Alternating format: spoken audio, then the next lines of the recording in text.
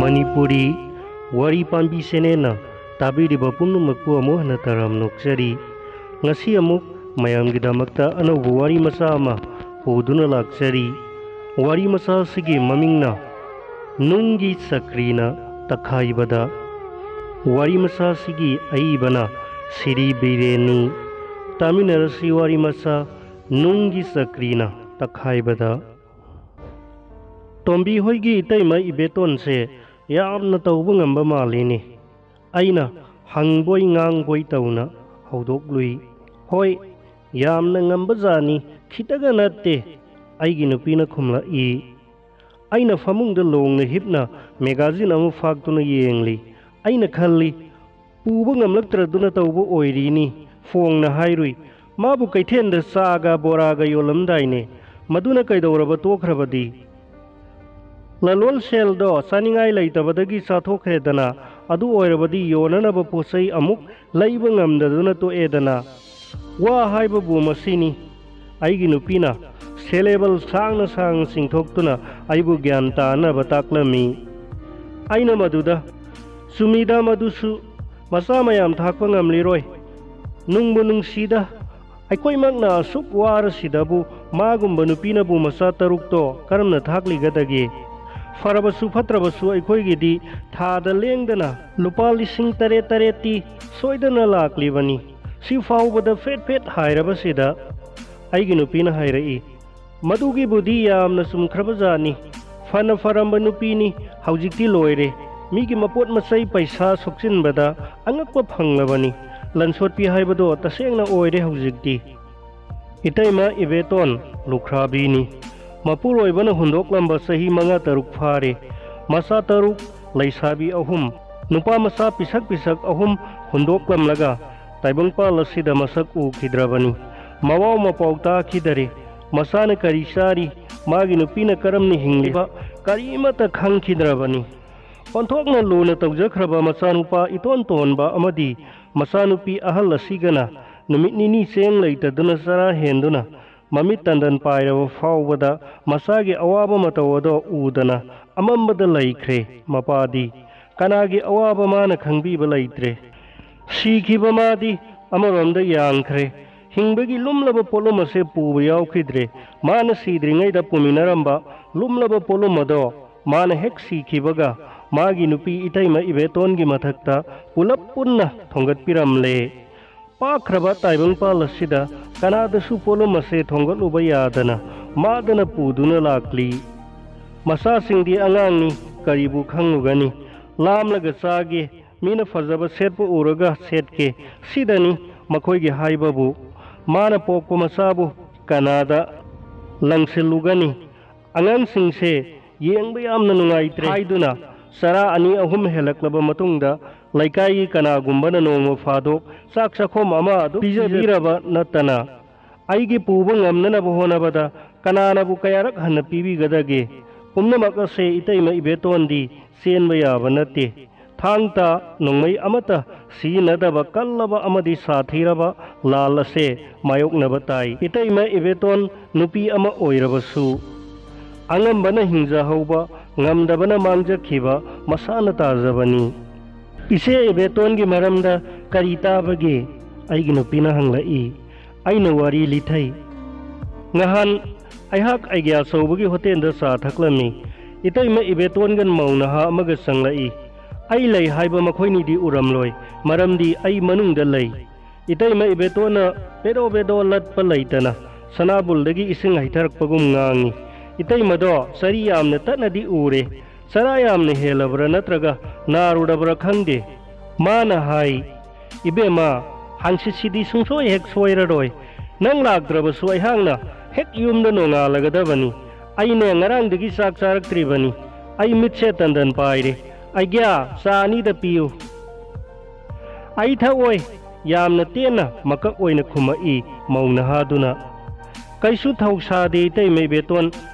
ma thawoi haye sado amata piraklo taldo amata ga pibi aigya saubana satal puthoktuna pi karisu itha thawoi dana sai mauna haduna hai ine na handak tawri base yam sumde ine miku palibani ꯑꯩꯒꯤꯁꯨ ꯌꯦꯡꯕꯤꯕ ꯐꯩ ꯏꯅꯦꯒꯤ ꯃꯇꯧ ꯌꯦꯡꯕ ꯉꯝꯃꯟꯗ꯭ꯔꯗꯨꯅ ꯇꯧꯈꯤꯕꯅꯤ ꯆꯨꯝꯃꯤ ꯆꯨꯝꯃꯤ ꯌꯥꯝꯅ ꯆꯨꯝꯕꯖꯥꯠꯅꯤ ꯍꯥꯏꯔꯤꯕꯗꯣ ꯇꯟꯖꯥ ꯑꯃ ꯆꯥꯗꯕ ꯍꯥꯏꯕꯗꯨꯅꯤꯅꯦ ꯏꯅꯦꯁꯨꯅꯦ ꯑꯁꯨꯝꯅ ꯇꯧꯕ ꯃꯤ ꯅꯠꯇꯦꯗ इनेगी सना हंसित फाउबददी वारबसु वाना खांगु हंसित से इने न नोंगांद्रिङैदा नयुमदा थिलकलगा लोइरेदना मौनहादो उपाय लैतबगुम उई इतैमा इबेतोन साथकप लोइरगा नंसु थेंख्रे चलरो इनेगी नुंसीबी हंसित सोइदना तौरसी चलसी पैसा पिथो Amo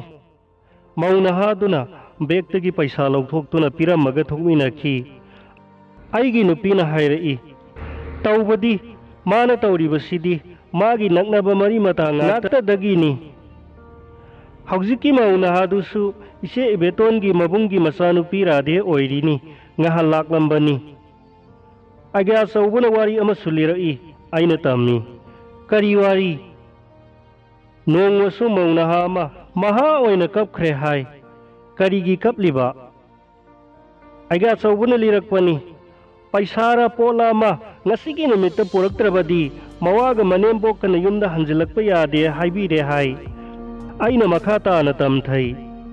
phisa kol ama leijarami madu leiringai dadi numidang aikhoi khwaina tumna khraba matung a thengba phawba phi sabagi makhol tarambani ayuksu nganta hogatuna phi sarambani haujikti phi sabagi makhol ta khidaba fana kuire phisa khol adu su kadai de satkraba योंथोख्रबरा खंगदे आइना हाय थबक सुबु यादबरा मखोय आइगी नुपीना खुमलाई फिसा खोलदो लैजरिङैददी मचानुपी लैसाबी अनि सिना मतेंग फना यामना पांगलंबनी मदुसु मीगी cell तोलुबदगी सिंगबा ngamdaduna सक्सिनदुना मतख्रे हौजिकती मचानुपी double सिंगसे सुफम चटफम खंगदना पुलै पुलै चप चप लेपतुना लैरिबसिनी ngahandi kaya nungaitरे मचानुपा इतोन तोनबदो कुसु कुमेनगा ताइफेट तारदुना खुजेंगादो पिसक पिकलदुना यामना सोना मांगोल उखोक्तेंदा ngaदुना लैहौई चरागा यामना हेला माले आइना खाली इतैमा इबेतोन से असुमना तौरंबा मी नते हाइना खेबदा सोइगंदाबा इकाइबा खंगबा ममाई पानबा मी ओइरमी ताददो लैरिङैददी लैकाई कनादगिसु पैसा पुरंबा नते लैमिनबगी अदुक लौथोक लौसिन तौनरबसु अमुक हेक्ता कुइना तोनगंदे कोक कोक पिथोकलम्मी मता मदुददी मबुक मपाउसु यामना इंगना तप्पी कनागसु फेट हाइनदे करी तौरे हौजिकती मचिन कनबी मचा मसुदा थीना थीना चैगनबी ओइरे लनसोटपीना पाउखुम वाते हाइबदो मंगोंदा थोकलरे माना नुमित थाबदा कनानासु थाजबीद्रे मा चंगलकपा उबदा पोट छोटके हाइरनी खंदुना युम्बु अमसुंग दुकानदारना माबु संगहनिंद्रे हिंगनबगी नुंगी चक्री सिना तखाइरकपदा मथक मखा थोक ओंथोक्तुना अनौब सक्तम अमा लौख्रे अनौब सक्तम लौरकपसिदा आइगी थामोय सोक्लमी येंगबा ngamdre हाइदुना आइना बुदी करीबु तौबा ngamगनी आइसु पुदा हैदा लैबा नत्ते आइगी फावबा ची लाउना कोनरिबसिदा खल्लुरगा मागी तुंगी पुंसीगी दमक आई तसेंगना किबीरामी अदुबु आइसु उपाय लैते नोंगमा मथंग नुमित अमदनी सोरोकलमदा वा वा लांगनरकी महै महै चेंथोक चेंथोक्तुना येंगनै आइगी नुपीना प्रप प्रप चंगसलक्तुना कनादा हाइरिबनो खंगदना हाइरे इसे बेतोंदो मयाम चंगदना फुबी हौरे इरांग लांगनै आइसु चेंथोक्तुना येंगलुई उबदा आइंगई इतैमा इबेतोंदो नुपा नुपी मी मरी मंगाना योमसिंदुना फुबीरामी इतैमा इबेतोना मखुत्सु हंजदे यामना पीदोना लैरामी मचासिंगना पंगांगदा लांगलमी आइना कैनो कैनो फते फते मसे तौनु मौ अमना खुमलाई मसे नुपीसे महा तौबा ngambini luhongba chatpada macha nupina chinaningai lei leite ngaihakta chilhaluge haina aigi sanada chinjariba sanagi leido waibi khraga piu yadaba yamna kuirabani ꯑꯩꯈꯣꯏꯁꯨ ꯃꯔꯥꯏꯅ ꯄꯤꯖꯔꯛꯀꯅꯤ ꯍꯥꯏꯗꯨꯅ ꯌꯦꯡꯉꯦꯗꯅ ꯍꯥꯠꯂꯒꯦ ꯍꯥꯏꯔꯤꯕ꯭ꯔꯥ ꯈꯪꯗꯦꯅꯦ ꯄꯤꯌꯨ ꯁꯨꯡꯌꯥ ꯌꯥꯗ꯭ꯔꯤꯕꯁꯤꯕꯣ ꯉꯁꯤꯒ ꯍꯌꯦꯡꯒ ꯍꯥꯏꯗꯨꯅ ꯀꯌా ꯀꯨꯏꯔꯦ ꯉꯁꯤꯗꯤ ꯃꯥ ꯑꯇꯥꯕꯤ ꯑꯃ ꯈꯪꯗꯕ ꯌꯥꯗꯦ ꯑꯩꯅ ꯍꯥꯏꯔꯨꯏ ꯏꯇꯩꯃ ꯃꯤꯒꯤ ꯂꯩꯗꯣ ꯄꯤꯊꯣꯛꯈꯣ ꯑꯗꯨꯒ ꯃꯤ ꯑꯃꯗ ꯃꯌꯥꯝ ꯆꯪꯗꯨꯅ ꯐꯨꯕꯁꯤꯁꯨ ꯑꯩꯈꯣꯏ ꯌꯦꯡꯕ ꯀꯌꯥ ꯅꯨꯡꯉꯥꯏꯖꯗꯦꯀꯣ ahal oibi amana yamna sauna khumlai sana mohor ani gi laini ibungona hek pithok pirau aikoi di mangonda katnaba ira leijade aikoi gi ipoto phangjarabadi aikoi mabu kaisu furoye aina wado kainoma taukhre haiki ai upai leite ai tasengna upai laikhide ngaihak leiraga khanabusu tokhre mahai kainakhi adubu aigi thamoida tahauriba itaima ibetongi pido na yengakpa upai leijadraba tingak maingak naba miyeng adugi mami adumadi mutlu haiba sungyamak yadre